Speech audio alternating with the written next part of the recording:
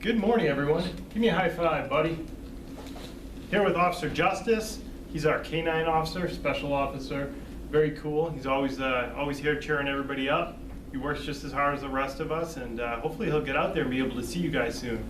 He's also practicing social distancing, so we're trying to be careful about everything. I know.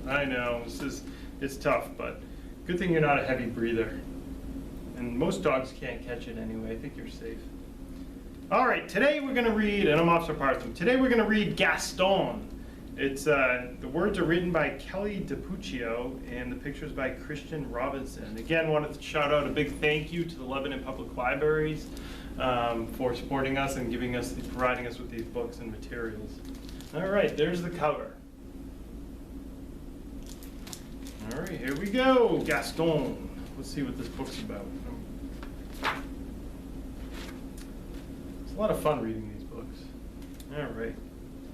Thanks for listening, guys. Okay, here we go. Mrs. Poodle admired her new puppies. Fi-Fi, Foo-Foo, Ooh-La-La, and Gaston. That was Mrs. Poodle's puppies' names.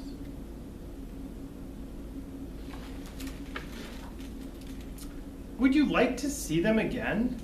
Fi-Fi, Foo-Foo, Ooh-La-La, and Gaston. Perfectly precious, aren't they?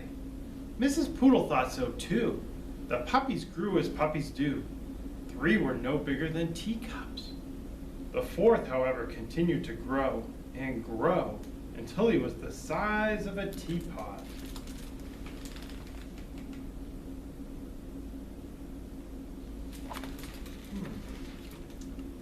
Mrs. Poodle took pride in teaching her puppies how to be proper pooches.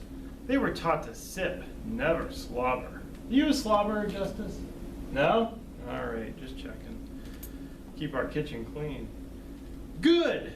Well done! Very nice! Nice try. They were taught to yip, never yap. Yip, yip, yip. Ruff! Oh, looks like that big puppy says ruff, not yip.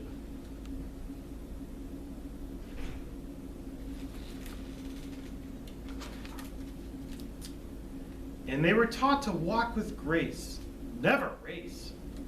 Tip-toe, tippy-toe. Whoa! And this bigger puppy seems to have a mind of his own. Who could that be? I don't know. Let's find out. You. The puppies were also taught how to look pretty in pink, nibble their kibble, and ride in style. Whatever the lesson, Gaston always worked the hardest, practiced the longest, and smiled the biggest.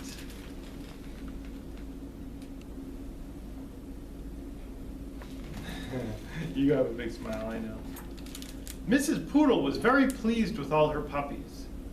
Fi-Fi, Foo-Foo, Ooh-La-La, and Gaston. Spring arrived, and the proud mother was eager to show off her darlings. She took them to the park for their very first stroll in public. There was much to see: daffodils, ducklings, dogs. Oh dear, who do we have here? Rocky, Ricky, Bruno, and Antoinette. Would you like to see them again?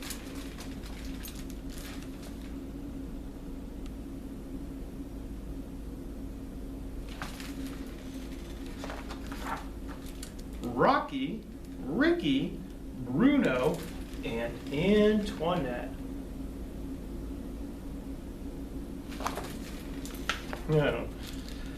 This was more than a little awkward.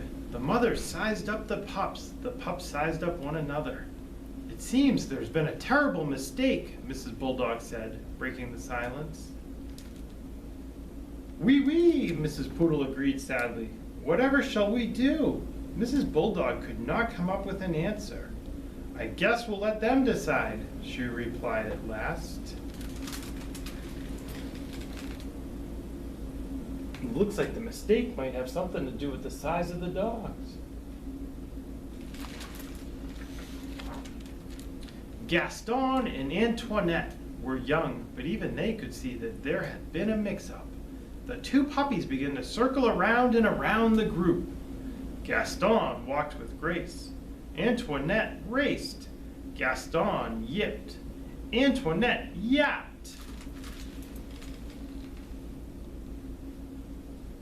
Yeah, something seems backwards here. And when they finally came to a stop, the puppies had traded places. There, that looked right. It just didn't feel right.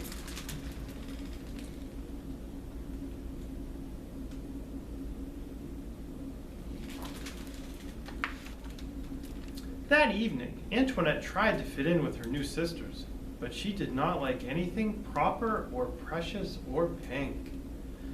Phooey! On the other side of town, Gaston tried to fit in with his new brothers, but he did not like anything brutish or brawny or brown. Ick! They've been raised differently and they like different things. Let's see what happens. Antoinette and Gaston weren't the only ones who were having a hard time adjusting.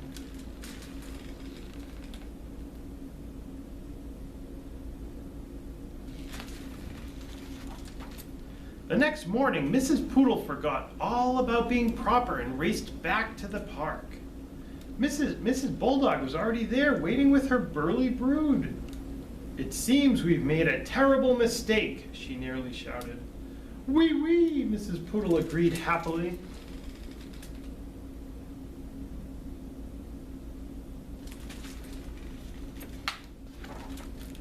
This time, Gaston and Antoinette wasted no time trading places. There, that looked right, and it felt right too.